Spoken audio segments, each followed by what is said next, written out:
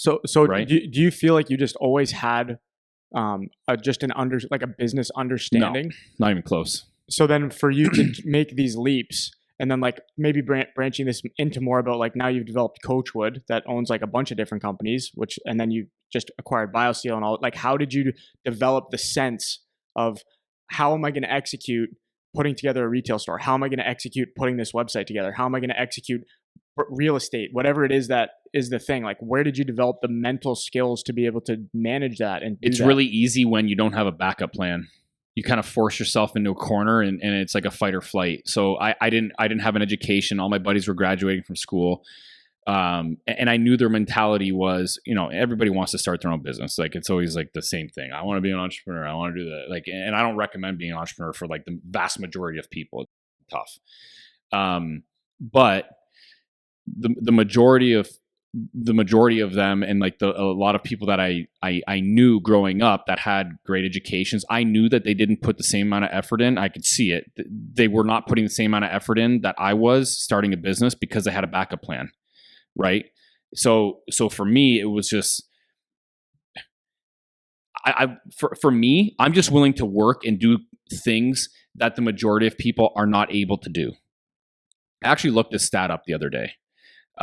It's actually in ChatGPT. I looked up the stat because I was actually really interested. I was looking up a stat of what's the statistical chances of someone making it to the NHL, right?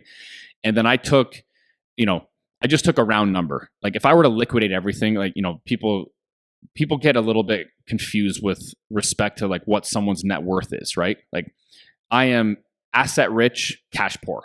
Right? I don't keep a lot of money on, like I don't have like, I'm not like rolling in dough or whatever, but I have a lot of assets. Like BioSteel is, there's a solid argument that if I were to liquidate everything, my net worth could be $250 million just by the virtue of the brand BioSteel, Canadian protein, all of my real estate, all that stuff. I don't have it, but regardless, I took the stat of what's the chances or what's the statistical percentage of someone making it to the NHL. And then I wrote in what's the statistical chances of someone becoming like a Centi-Millionaire of like $100 million net worth or plus. It's 2.5 times more unlikely to become someone worth $100 million plus. So not even 200, 250, like whatever. The reason why I bring this up is because, and why I think this plays into the academy from a very important perspective, is because if you're going to expect to make it far enough to say the NHL or whatever the case is, where you have your goal to be a professional athlete, you have to do outrageously unique things, difficult things, make outrageous sacrifices, given the statistical, percentage of having a chance to make it. And the reason why I can speak to that is because if it's 2.5 times more difficult to be in the position that I'm in, I understand what it takes to be there. And the vast majority of people on planet Earth are simply unwilling to do it, because I know what it's taken for me to be here, and no one would do it. Like no one would do this. Zero. It's taken everything, literally everything. Relationships. I didn't have my 20s. My 20s didn't exist for me. Or at least, 23 plus or whatever it is when I started everything. So if anybody listening to this and they have aspirations of being a professional athlete, it's going to take almost an unmeasurable amount of dedication, sacrifice, and just grind to get there, because of what I know it takes to be here. And if it's more unlikely for me to be here, then I know what it takes to be a professional athlete from a statistical perspective, and it takes everything. So to answer your question about going back to, what got me here, It's my willingness to do whatever it takes and simply outwork anyone. And that's it. Like, I'm not the smartest guy. I didn't come from money, which I've heard like tons of rumors. I mean, my mom was like dirt poor coming from Portugal, and my dad was, I don't want to take anything away from my parents because they instilled like outrageous work ethic in me. Yeah,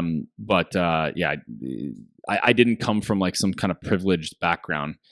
To be honest with you, one of the things that I would say was one of the most important lessons was,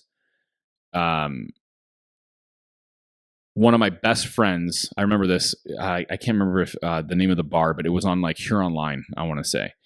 And I had dropped out of school, and this was before I started my business or whatever. I was working at a gym at this point, and I was working like midnights.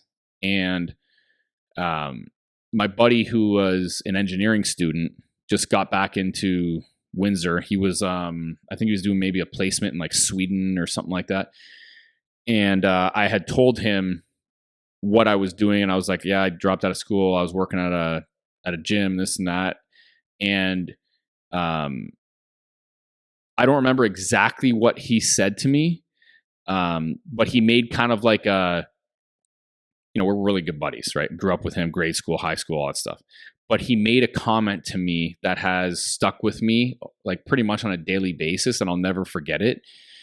And it was kind of like what are you doing with your life kind of thing, right? And I wasn't even like personal training. Like it was just like, nothing against people that work at gyms or whatever. Like it is what it is. But like he kind of said it from a perspective of, I know you can do so much more. Like, what are you doing? Like, this is ridiculous.